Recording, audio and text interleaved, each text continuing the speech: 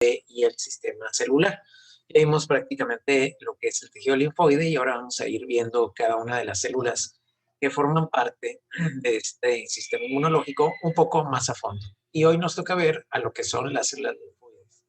Trataremos ver en las siguientes dos clases la heterogeneidad y morfología de los linfocitos, lo que son las células linfoides innatas, qué marcadores celulares tienen, la producción del receptor de antígeno, tanto de los linfocitos T como de los linfocitos B, un poco acerca de las natural killer, su activación linfocitaria y los marcadores de activación. ¿Okay? Muy bien. Entonces, vamos a ver la heterogeneidad morfológica de los linfocitos. Ya más o menos lo vimos, lo hemos mencionado un poquito, aunque ahora vamos a ser más precisos. Prácticamente pudiéramos decir que existen dos tipos de linfocitos. Los linfocitos clásicos, por así decirlos, y las células linfoides innatas.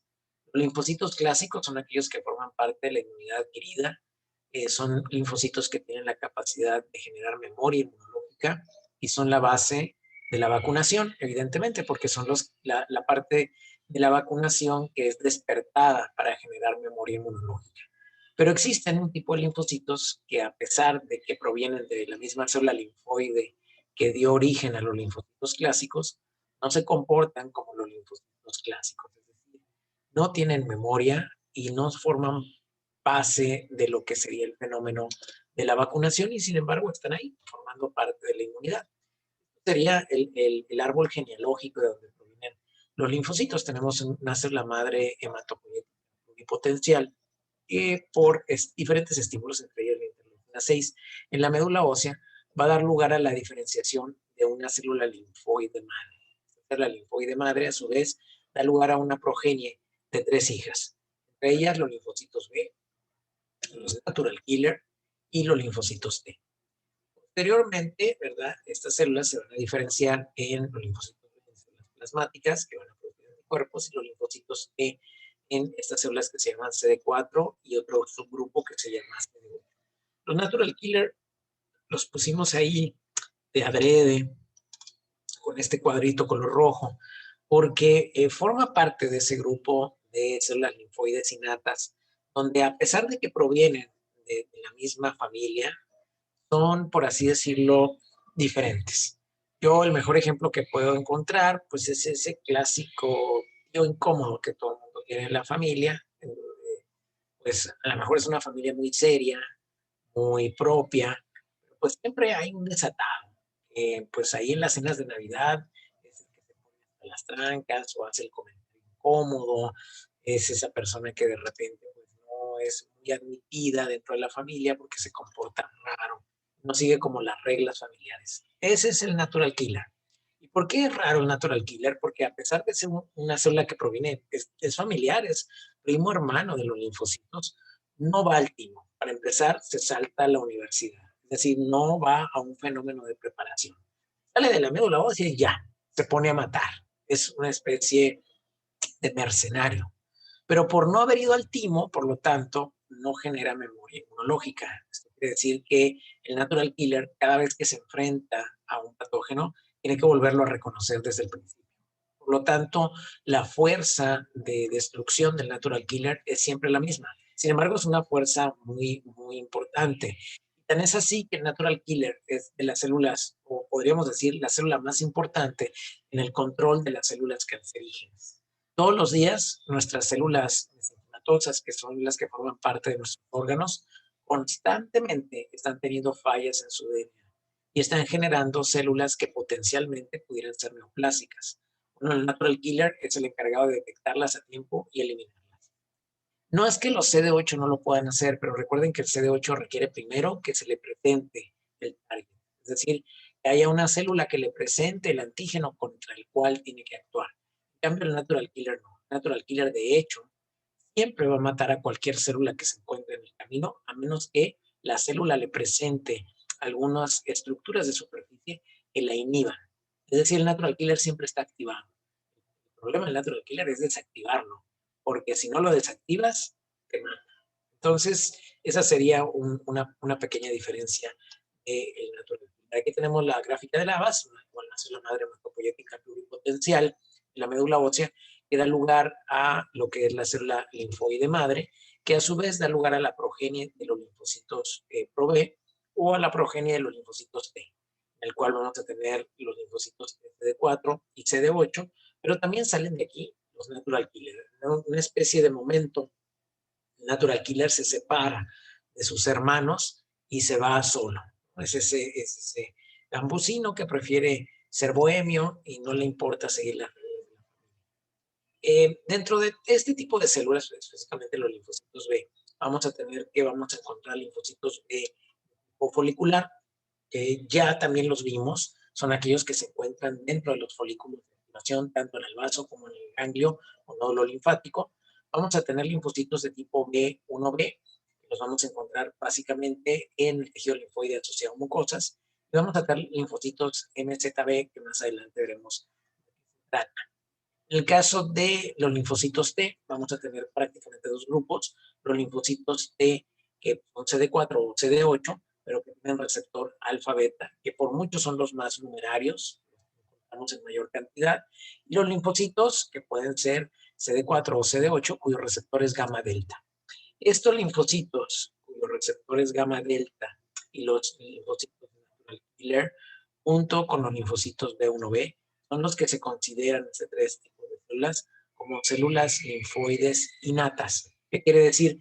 Que son células que provienen o que están formando parte de la inmunidad adquirida, pero que curiosamente no se comportan como una inmunidad adquirida, se comportan más como las células de la inmunidad innata. Estas células de la inmunidad innata son de tipo 1, tipo 2 y tipo 3. Las células de la inmunidad innata tipo 1 pues van a generar ciertas citocinas que las caractericen, las de tipo 2 ciertas citocinas, las de tipo 3 ciertas citocinas. Realmente las células linfoides innatas en el microscopio pues son básicamente todas iguales. La única forma que se tienen de diferenciar es con la citometría de flujo o detectando el tipo de citocina que producen. Es la manera en que se pueden clasificar. Ahora vamos a ver una explicación más a fondo de las células linfoides de tipo innato. Hoy conoceremos a nuestras células linfoides innatas. Miren qué interesante. Conocimiento hace algunos años nos decía que existe inmunidad innata e inmunidad adaptativa. Y la inmunidad adaptativa tiene tres componentes fundamentalmente: los linfocitos T, los linfocitos B y los anticuerpos fabricados por los linfocitos B. Por otro lado, la inmunidad innata tiene múltiples componentes: barreras físicas, químicas, biológicas, moléculas solubles como el sistema del complemento, células como los mastocitos, los eosinófilos, los monocitos, los neutrófilos. Ahora bien, hace algunos años se descubrió un grupo de linfocitos llamados linfocitos innatos o células linfoides innatas. ¿Por qué se les llama así? Porque tienen propiedades análogas a los linfocitos CD4 adaptativos, pero para activarse no necesitan reconocer antígeno, sino pueden activarse directamente por otros estímulos, como mediante la recepción de citocinas. Así, se han descrito hasta ahora tres grandes grupos de células linfoides innatas. Tenemos, por ejemplo, a las células linfoides innatas tipo 1, ILC1 o célula linfoide innata tipo 1, que es parecido en cuanto a su capacidad de síntesis de citocinas y sus funciones a los linfocitos T helper 1. ILC1, parte de la inmunidad innata; los linfocitos TH1, linfocitos TCD4, parte de la inmunidad adaptativa. Pero sus propiedades y capacidades son similares. Por ejemplo, ambos pueden sintetizar interferón gamma para activar a los macrófagos. Por ejemplo, para el desarrollo de ambos necesitan la acción de la interleucina 12 o el estímulo de la interleucina 12. Una diferencia, recalco: para que se active el linfocito T helper 1 necesita presentación de antígeno. Para que se active la célula linfoide innata tipo 1 no necesita presentación de antígeno. Necesita, por ejemplo, señales de citocinas. Ahora bien, el TH1 sí tiene otras propiedades que quizás lo hacen más poderoso que el ILC1. Propiedades de la inmunidad adaptativa, como proliferación clonal. De uno solo pueden salir miles, decenas de miles de linfocitos. Puede tener memoria inmunológica, que usualmente las células linfoides innatas no lo tienen. Pero miren qué interesante. Entonces, ¿para qué sirven las células linfoides innatas? Si nosotros tenemos células linfoides adaptativas con las mismas capacidades y más poderosas.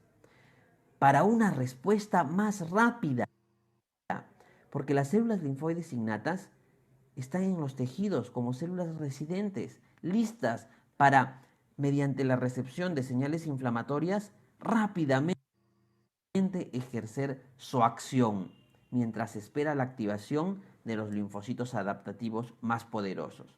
Miren, así como tenemos linfocitos T helper 1 derivados del CD4, tenemos células linfoides innatas tipo 1. Y hay varias incluso. Eso vamos a revisarlo a más profundidad de manera autodidacta en internet. Revisen. Es importante este tema, un tema moderno. Células linfoides innatas. Así como hay linfocitos TH2, también hay células linfoides innatas tipo 2. Miren, los linfocitos TH2 son los ejércitos, los que gobiernan el ejército inmunitario T helper 2 en la pelea contra helmintos y parásitos extracelulares. Pero tienen su análogo innato, los linfocitos ILC2, las células linfoides innatas tipo 2. Y miren, en las enfermedades alérgicas, cada vez se le da un rol más importante al ILC2 como iniciador de la inflamación alérgica. ¿Qué ocurre? Por ejemplo, en la exposición inapropiada frente a los ácaros del polvo doméstico, el epitelio de la mucosa nasal o de la mucosa bronquial puede producir directamente, puede producir directamente interleucina 25, interleucina 33. Y esas citocinas lo activan al ILC2 y el ILC2 se vuelve una fuente temprana de interleucina 4, de interleucina 5, de interleucina 13, que van a condicionar la activación de los linfocitos adaptativos TH2 y van a amplificar la inflamación alérgica mediada por inmunoglobulina E. Miren, ILC clase 2. Del mismo modo, así como tenemos linfocitos TH17, también los TH17 tienen un análogo innato importante para la defensa contra microbios, bacterias y hongos extracelulares o también para la regulación de la inmunidad a nivel intestinal. Son las células linfoides innatas tipo 3. Miren, las células linfoides innatas tipo 3 son análogas de los linfocitos TH17. Su forma innata tienen capacidad de síntesis de interleucina 17A, capacidad de síntesis de interleucina 17F, de interleucina 22, para combatir infecciones por bacterias y hongos extracelulares y para regular la función del sistema inmunitario a nivel intestinal. Qué interesante. Hemos visto hoy que así como tenemos varios subgrupos de linfocitos TCD4, TH1, TH2, TH17, existen sus contrapartes innatas, células linfoides innatas tipo 1, células linfoides innatas tipo 2, células linfoides innatas tipo 3. Muy bien. Hoy Híjola, conoceremos se volvió a a nuestro... repetir. Ok, entonces, bueno, básicamente el mensaje es no te pongas corbata con camisa. Bueno, aparte de ese mensaje, es que existen células que hacen como una especie de puenteo, son el puente entre la inmunidad adquirida y la inmunidad innata, que es la primera línea de defensa. Pero son unas células muy específicas que puentean o, por así decirlo, estimulan la inmunidad adquirida. Y estas son las células linfoides innatas. Porque dentro del grupo de células que se encuentran ahí prácticamente en la primera línea de defensa, lo que vamos a encontrar son o fagocitos o el grupo de granulocitos que se degranulan y explotan, pero hace falta siempre una especie de conexión entre la inmunidad adquirida y la inmunidad innata, y esa conexión o ese puente, ¿no?, lo hacen las linfoides. Son las primeras en tener contacto con el patógeno, que según el tipo de citocinas que liberan, pueden estimular a las células de la inmunidad adquirida a irse hacia un camino o hacia otro, hacia un tipo de activación determinada. hacia una cosa que conoceremos más adelante como compromiso inmunológico.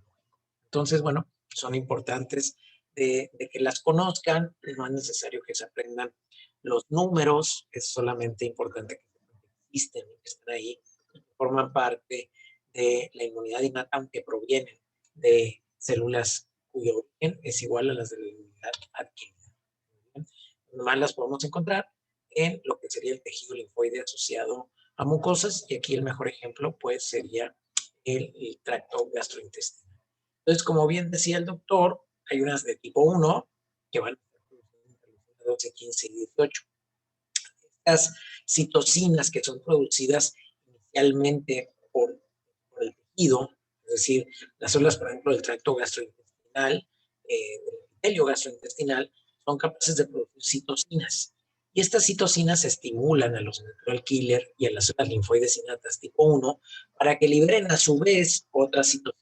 Entre ellas, el interferón gamma, de parte de los natural killer, favorece el proceso de fagocitosis, pero también los activa para que les sea más fácil al natural killer, en contacto con otra célula, liberar las enzimas que se llaman perforinas, que lo que hace, el nombre lo dice todo, perforan las membranas de otras células, y liberar granzimas, que son enzimas activadoras de las caspasas, y ya saben ustedes que las caspasas, pues es el inicio del proceso de apoptosis o muerte celular programada. Las células linfoides innatas tipo 1 liberan interferón gamma y factor de necrosis tumoral alfa, que favorece las respuestas de tipo T. Por otro lado, ¿verdad? Cuando hay presencia, por ejemplo, de parásitos, células del tracto gastrointestinal pueden liberar interleucina 25, interleucina 33, factor estromal químico, que van a estimular a lo que serían las células innatas de tipo 2, células linfoides innatas tipo 2, para que estas a su vez produzcan interleucina 4, 5 y 13 en el ambiente intercelular. Y estas citocinas son captadas por algunos CD4, esos empiezan a generar una respuesta contra parásitos. Pero aparte, independientemente de lo que se genere sobre el CD4, también estas citocinas estimulan a lo que es el mismo epitelio a producir mayor moco, a activar a los macrófagos reparadores, a producir vasodilatación e inclusive a hacer que los macrófagos liberen la interleucina 1, interleucina 6 y el factor de necrosis tumoral, que son los pirógenos. También, asimismo, la presencia de bacterias, ya sea en el tracto intestinal o respiratorio, hace que el epitelio respiratorio o genitourinario libere interleucina 1B, interleucina 23, estimula a estas células linfoides innatas tipo 3 para que liberen interleucina 17, interleucina 22 en el microambiente celular, y esto haga que los CD4 pues se vayan hacia lo que sería el compromiso inmunológico, volverse TH17. Es la respuesta más adecuada contra patógenos extracelulares, pero también contra. Entonces, tenemos que esas células linfoides innatas parecieran que son diferentes, pero no lo son, realmente es la misma célula. Solamente según el microambiente en el cual se encuentren, se transforman en un tipo de célula determinada. Por lo que ustedes van viendo que el sistema inmune se ve, por así decirlo, influenciado, no solamente por el patógeno, sino por las citocinas que libera el epitelio la infección o padeciendo la inflamación. Eso va guiando a la respuesta inmune a un tipo de respuesta. Los grupos de células linfoides innatas, también para que los conozcan. Las características más importantes, pues es que tienen receptores de tipo gamma delta. Reconocen todo tipo de antígenos, inclusive no solamente aminoácidos, pueden reconocer también carbohidratos y lípidos. Es importante porque la inmunidad adquirida no pasa así. La inmunidad adquirida básicamente son proteínas. Por eso las vacunas, todas son proteínas, no son carbohidratos. Pero se fijan en la inmunidad innata, sí, puede haber. No tienen restricción del complejo mayor de histocompatibilidad. Quiere decir que no tienen que esperarse a que una célula dendrítica o un macrófago les presente el antígeno, sino que estas células se pueden activar directamente en lo que es el tejido linfoide asociado a mucosas sin la presencia de ninguna célula dendrítica o ningún macrófago. Por eso los linfocitos B, que forman parte del grupo de células linfoides innatas, esos linfocitos B también producen de forma constante, sin necesidad de que les hayan presentado un complejo mayor de histocompatibilidad, IgA, de forma constante. La variabilidad del receptor, sin embargo, en este tipo de células está muy limitado. Ya veremos cómo varía en gran cantidad el receptor de los linfocitos T y de los linfocitos B por un proceso de combinación genética. Pero en el caso de este tipo de linfocitos gamma delta, el receptor es casi siempre el mismo y tiene la capacidad de reconocer ciertos PAMs muy específicos. Son abundantes, ya habíamos dicho, en el tejido linfoide mucosas, y aunque provienen de la línea linfoide, se les considera parte de la inmunidad innata. Ahí la heterogeneidad de los linfocitos. Ahora veremos lo que son marcadores celulares. Y marcadores celulares, ya también lo habíamos mencionado, son estas cosas que se llaman CD, que quiere decir Cluster of Differentiation, o marcador de diferenciación. Los linfocitos T tienen varias estructuras en la superficie. Al estar ahí presentes, la citometría de flujo nos permiten detectarlas y nos permiten marcarlas como un tipo celular determinado. Todos los linfocitos T lo que van a tener es un receptor, ¿verdad? Tienen que tener un receptor porque si no tienen un receptor, pues entonces no son capaces de reconocer antígeno, pues se hubieran muerto ahí en el timo, se hubieran ido a los corpúsculos de Casal. Pero si ya lograron pasar la circulación y llegaron al ganglio, es que tienen un receptor. La mayor parte de esos receptores son de tipo alfa, casi el 90%.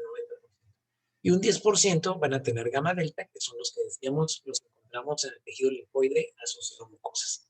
También tienen otro marcador, que es el 28, una proteína importante, que es un factor coestimulador, luego es una herramienta que vamos a utilizar más adelante, pero todos deben de tenerlo también para poderse activar. También tienen unas proteínas que se reconocen como CD3 o complejo tetramolecular asociado. Porque como vamos a ver, el receptor por sí solo no permite la activación del linfocito porque no tiene en las regiones intracelulares residuos de fosforilación conectados a una serie de cascada enzimática que termine en el núcleo con un factor de transcripción. Sé que eso suena ahorita de repente medio rebuscado, pero créanme, aparte del receptor, va a requerir un CD3 para poderse activar. Es decir, si el linfocito T no tiene CD3, podrá tener el receptor, pero no se va a poder activar. Tienen también, y esto es básicamente una situación laboratorial, una estructura que se llama CD2, que básicamente es un receptor del CD58 de eritrocitos de ternero.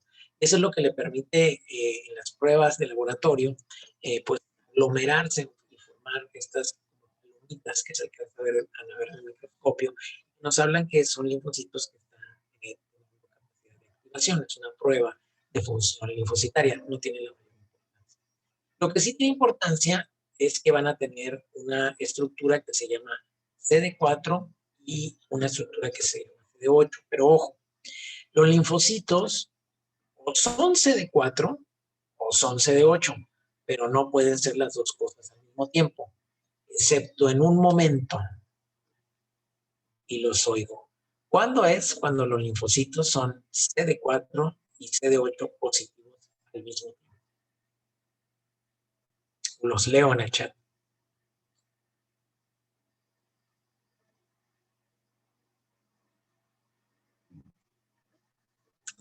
Si yo les dijera, quiero encontrar linfocitos CD4, CD8 positivos al mismo tiempo, ¿en qué lugar podría encontrarlos? ¿En qué parte del organismo? ¿Y qué es? Puede ser algún tejido, puede ser alguna zona donde vaya viajando el linfocito. Yo sé que ustedes lo saben porque lo acabamos de ver. Tenemos ya el primer valiente de la noche. El sistema linfoide, que no, no el sistema linfoide. En el timo, ok, ahí sí podemos encontrarlos en el timo. ¿En qué parte del timo los encontramos? ¿En la corteza o en la médula? También los podemos encontrar circulando en sangre, cuando van saliendo de la médula ósea. Y efectivamente los vamos a encontrar en la corteza, como dice Luis, como dice Helio, porque en la corteza es cuando apenas van entrando los linfocitos. Los linfocitos salen de la médula ósea siendo CD4 y CD8 positivos al mismo tiempo. Entran al timo en la corteza. Recuerden que ahí empieza la primera parte, que lo primero que se hace es hacer una selección positiva y determinar quién se va a quedar como CD4 y quién se va a quedar como CD8. Aquellos que reconozcan antígenos en complejo mayor de histocompatibilidad tipo 2 se quedarán como CD4 y perderán su marcador CD8. y aquellos que reconozcan complejo mayor de histocompatibilidad tipo 1 se quedarán como CD8 y perderán su marcador CD4. El primer paso de la maduración, la selección positiva. Es decir, que se definan qué es lo que van a querer hacer. No van a poder salir del timo ya siendo CD4 y CD8 positivos, por eso en la médula ya no los vamos a encontrar ahí, y tampoco en la circulación linfática.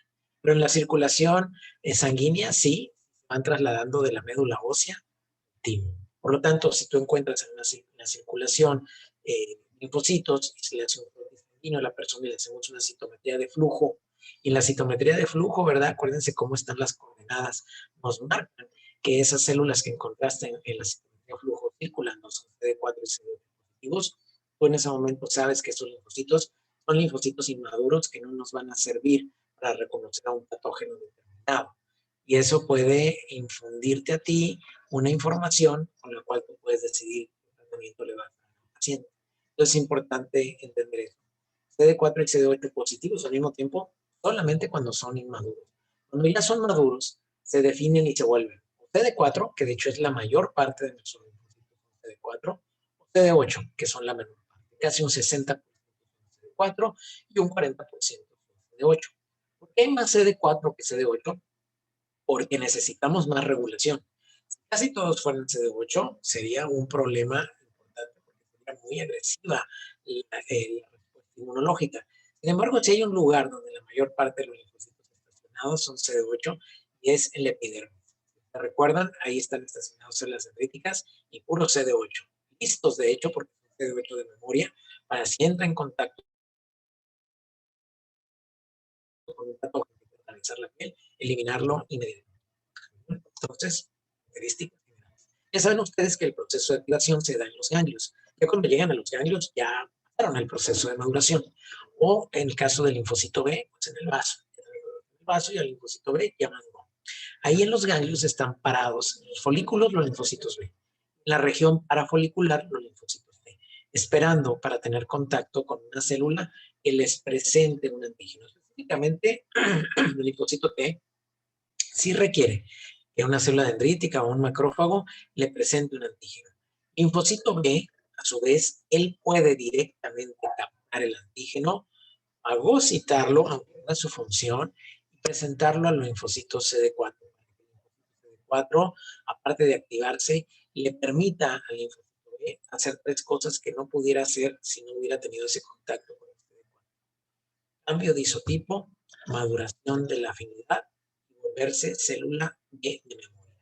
Estas tres características no son posibles para el linfocito B si no está presente siempre un CD4. El linfocito B solito, aunque no hubiera un CD4, pudiera empezar a producir anticuerpos. Pero si no hay CD4, los anticuerpos que va a producir siempre son de tipo IgM. Eventualmente la activación empieza a generar este contacto entre CD4 y linfocito B. Y eso cada vez va generando más linfocitos B capaces de producir IgG. Pero eso puede llevar un tiempo. Y los linfocitos B que al inicio tuvieron una respuesta directa timo independiente, pueden durar más tiempo vivos, pueden durar algunos meses. Por eso es que hay pacientes que tuvieron COVID y todavía son IgM positivos, no porque tengan la infección activa, sino porque sus linfocitos B timo independiente aún están vivos. Muy bien. Cuando el linfocito tiene la capacidad de reconocer un antígeno, pues esta capacidad le viene dada por su receptor. Aquí está el receptor y está reconociendo el antígeno. Esta es una célula presentadora de antígeno y utiliza un complejo mayor de histocompatibilidad para meter ahí un antígeno y presentarlo. Cuando esto ocurre y hay reconocimiento, pero no hay coestimulación a la molécula CD28, entonces lo que resulta es que no hay respuesta. El linfocito se queda como una especie de pausa. ¿Qué onda? Reconocí el antígeno, pero no me dijeron que me activara. Entonces se queda como que no sabe qué hacer. Como cuando entras al examen y se queda grabado, ya no sabes si no puedes responder, si ya se trabó la plataforma, lobos, en fin, se queda como pensando en eso. Sin embargo, esto ocurre en muchas ocasiones porque muchos de los antígenos que las células dendríticas capturan a los macrófagos pueden ser antígenos propios de la persona Pueden ser a lo mejor antígenos de comensales, quizá, a lo mejor de una bacteria Casei shirota que forman parte de nuestra microbiota intestinal y que no queremos generar una respuesta inflamatoria contra ellos. Bueno, en ese caso, la célula dendrítica, como sabe que no necesita generar una respuesta, presenta solamente el antígeno, pero no expresa las moléculas de coactivación.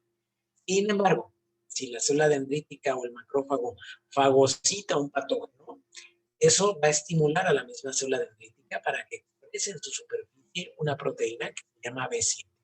Y que B7 pues va a ser la proteína que encaja en el CD28.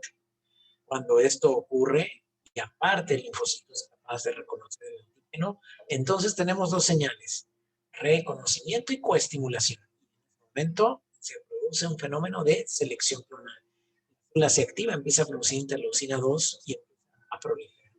Tenemos una selección de una clona que está proliferando gracias a que la presentadora antígeno le dio una señal coestimuladora que tuvo la capacidad de reconocer el antígeno con su. Entonces ahora estamos viendo, adelantándonos un poco a respuesta inmune, que una célula de la inmunidad adquirida se active, se requiere un receptor capaz de reconocer, ¿no? Pero que también haya moléculas coestimuladoras. Si no están las dos, no se lleva a cabo el proceso de activación. Y bueno, una vez que hay el proceso de activación, decíamos, hay un proceso de proliferación, entonces lo que se conoce como selección clonal, y ya una vez que tienes la clona proliferada, entonces ahora sí, algunas células se van a ir a hacer su acción efectora. Los CD4, decíamos, son los coordinadores de la respuesta inmunológica. Entonces su acción efectora es liberar citocinas para coordinar qué tipo de respuesta va a haber contra un hongo, contra un parásito, contra una bacteria, contra un virus. Cada patógeno generará citocinas diferentes porque necesitamos activar diferentes partes del sistema inmune. Pero algunas de estas CD4 se van a ir por el torrente sanguíneo a irse a quedar en la médula ósea. Y se quedan en la médula ósea a vivir como células de memoria. Estas células de memoria se van a quedar ahí por siempre. Echan a andar ciertos componentes de su material genético y les permite ser inmortales. ¿Dónde está? Igual los CD8. Siempre en cada generación no falta el que me pregunta, ¿qué es lo que hace que una célula en un momento determinado decida volverse efectora o decida volverse una célula de memoria?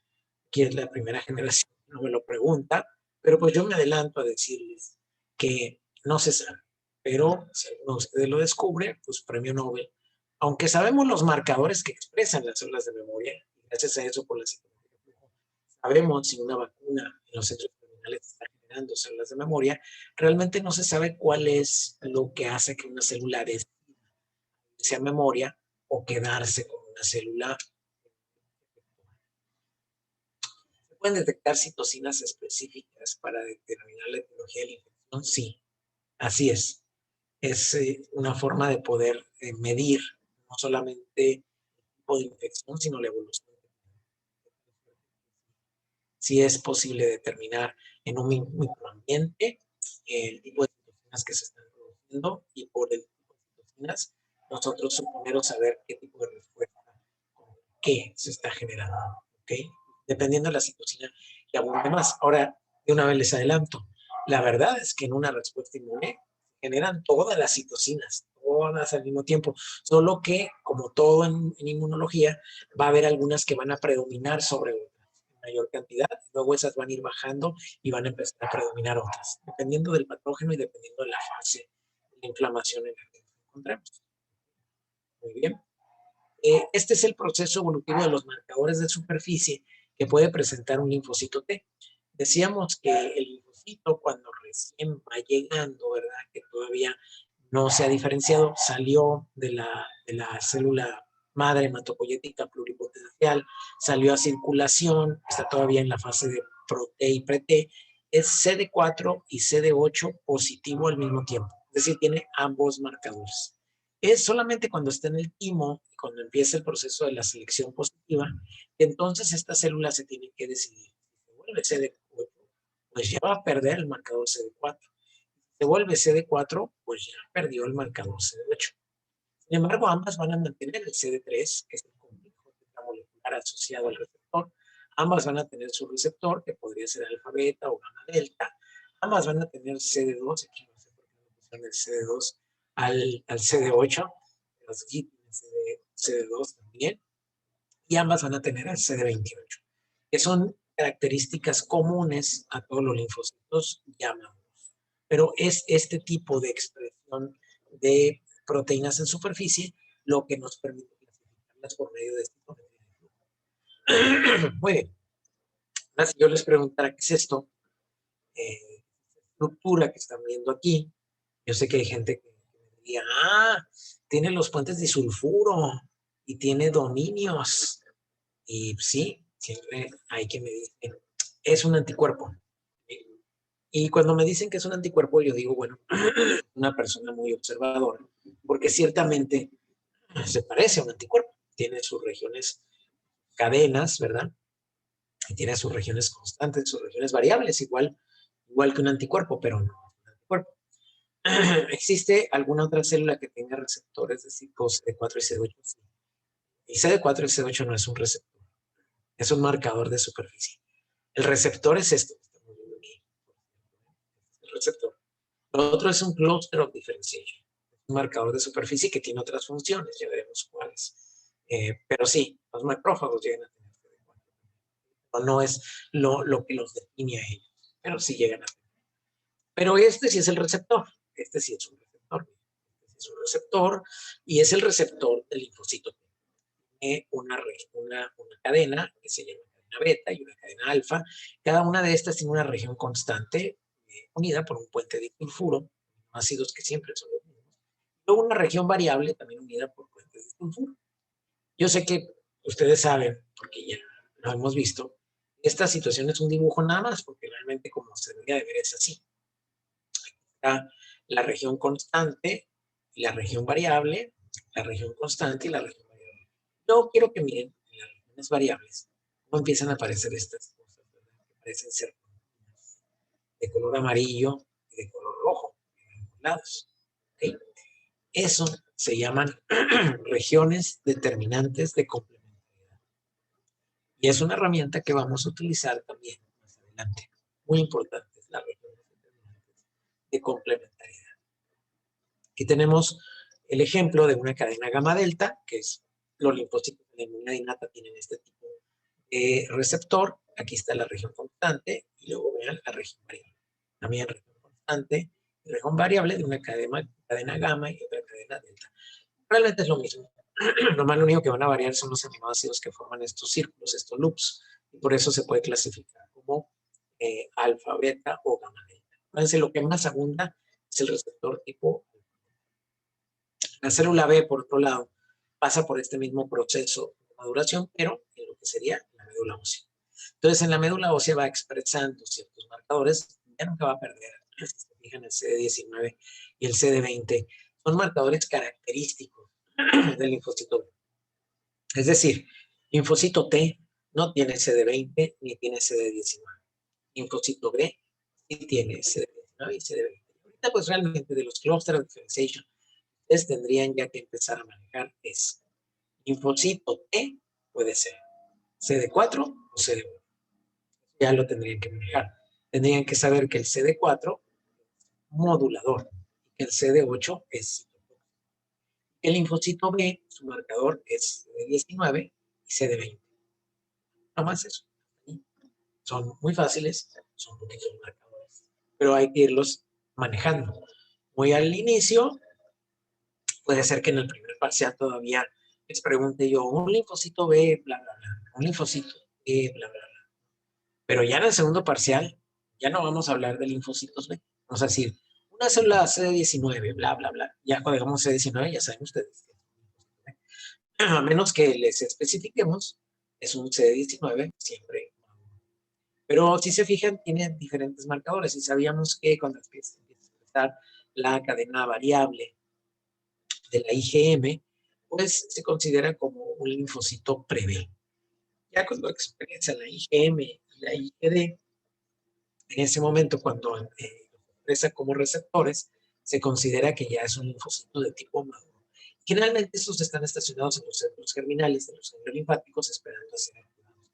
ya sea para activarse solos o para tener contacto con el CD4 y generar ya sea tipo, maduración de la afinidad y células de memoria.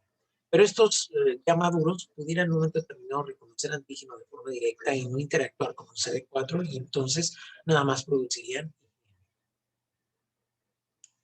La respuesta tanto de los linfocitos T como de los linfocitos B, aunque para nosotros las estudiamos separadas, la verdad es que son respuestas que están entrelazadas.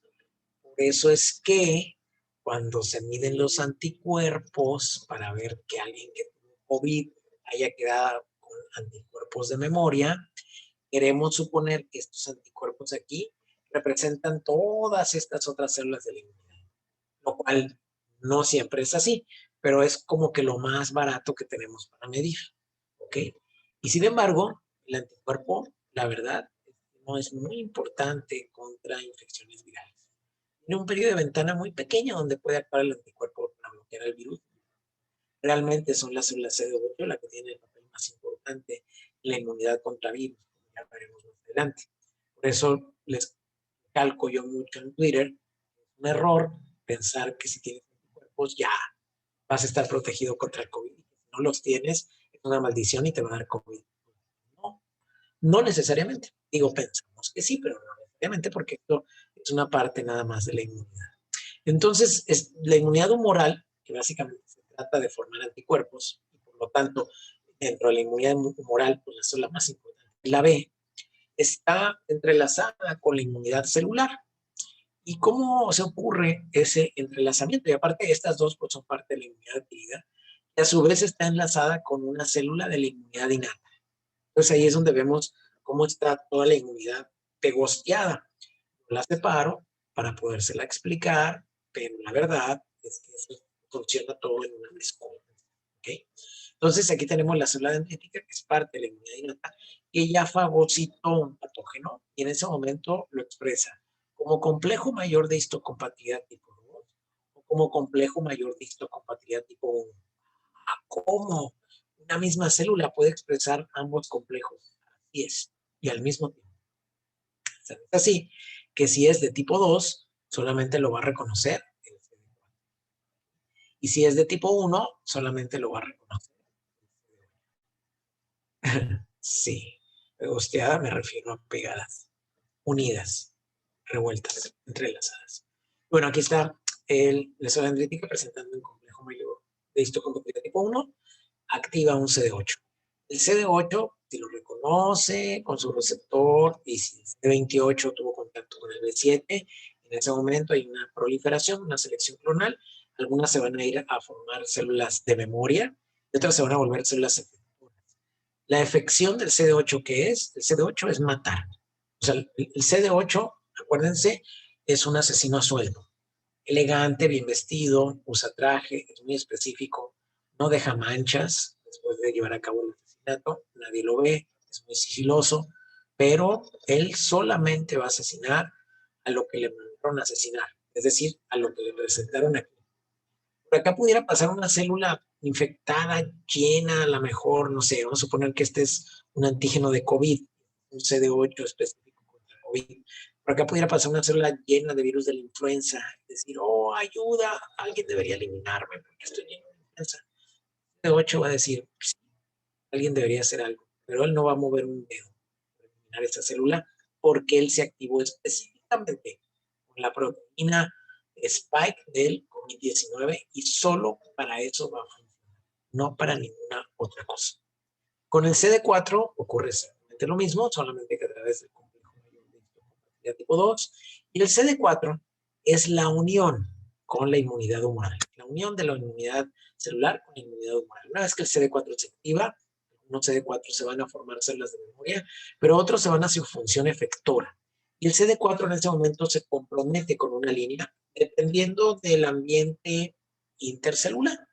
Entonces, CD4 dice, como yo doy. O sea, llevo una fiesta y es un desastre, todos están, pero viene la onda, pues entonces él también. Pero si es una fiesta donde todo el mundo está tranquilo, donde es un ambiente relajado, pues también se comporta. Él se comporta según cómo está.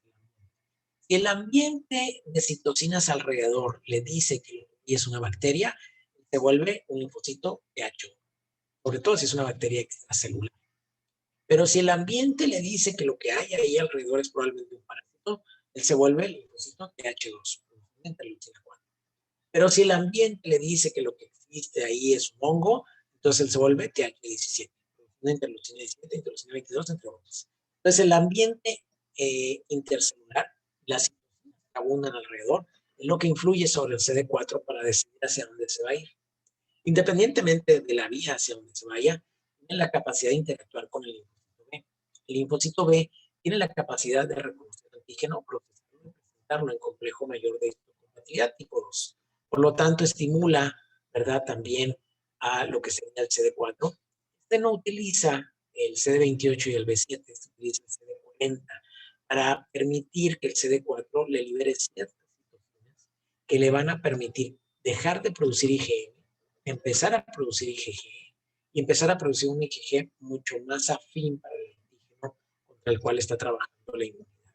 Entonces le permite cambio de isotipo, maduración de la afinidad y ser una célula B de memoria, está teniendo contacto con la célula. Pero pudiera haber sido el linfocito B solito, haber reconocido a un antígeno y empezar a producir, pero producía IgM. Para que pueda producir IgG, a fuerzas tiene que estar presente el CD4. Por eso, en los pacientes con VIH, que tienen CD4 bajísimos, por debajo de 200, pues ya ni siquiera les recomendamos vacunarse, porque muy probablemente, como hay tan poquito CD4, no van a poder hacer células de memoria, no van a poder generar esa memoria inmunológica necesaria para producir anticuerpos, para producir células CD4 o CD8. El linfocito T, decíamos, va a tener diferentes estructuras en su superficie. Los helpers son CD4, los citotóxicos son CD8. Pero ambas van a tener el CD28, es muy importante, ambas tienen el CD3, ambas tienen su receptor. Y el linfocito B, sus marcadores importantes van a ser el CD19 y el CD20. Tiene muchos otros marcadores, CD40 también, pero los más importantes son esos. Y bueno, llegamos al momento de que ustedes me digan dónde colocamos cada una de las etiquetas. Por ejemplo, esta etiqueta que dice cadena ligera. ¿Dónde pudiéramos poner la cadena ligera? ¿Qué parte del dibujo ustedes colocarían la etiqueta de cadena ligera?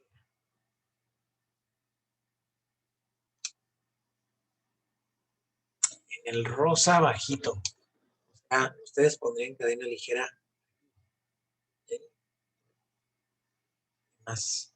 Aquí otra participación. Cadena de la izquierda. Ok. Supongo que este es la derecha o este, entonces este es la izquierda. Muy bien. La cadena ligera, jóvenes, es todo esto. Todo esto es la cadena ligera. Todo esto es la cadena ligera.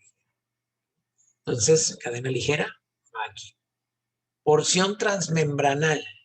La porción transmembranal, pues su nombre lo dice todo, es lo que atraviesa la membrana. ¿Dónde pondríamos la etiqueta de porción transmembranal?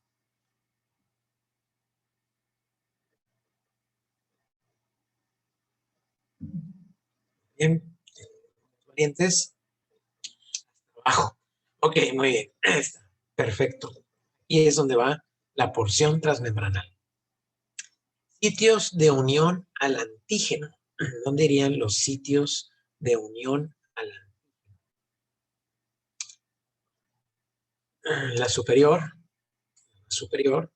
está arriba, en la punta. Exactamente.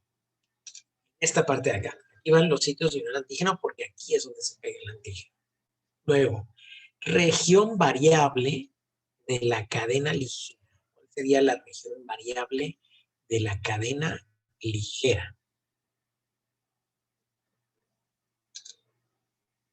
La parte más rosada. Valeria. Ok, muy bien, exactamente. Esta es la región variable de la cadena ligera.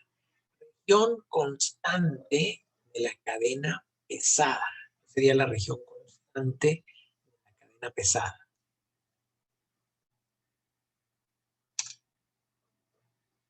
Una antes de la última. La última, una antes. Ok, muy bien. Región constante de la cadena pesada. Región variable de la cadena pesada. ¿Cuál es la región variable de la cadena pesada? Rojo bajito. Ok, supongo que esto. Naranja, dice Wendy. Naranja, dice, así. Así es la región variable de la cadena pesada. Región constante de la cadena ligera, pues obviamente será la de color rosa. El puente disulfuro, pues aquí está. Que veo con agrado que dominan la microanatomía de la. Bien, y aquí la vamos a dejar hasta el día de hoy. Vamos a jugar nuestro Kahoot. Vamos a quedar con linfocitos T. Ahora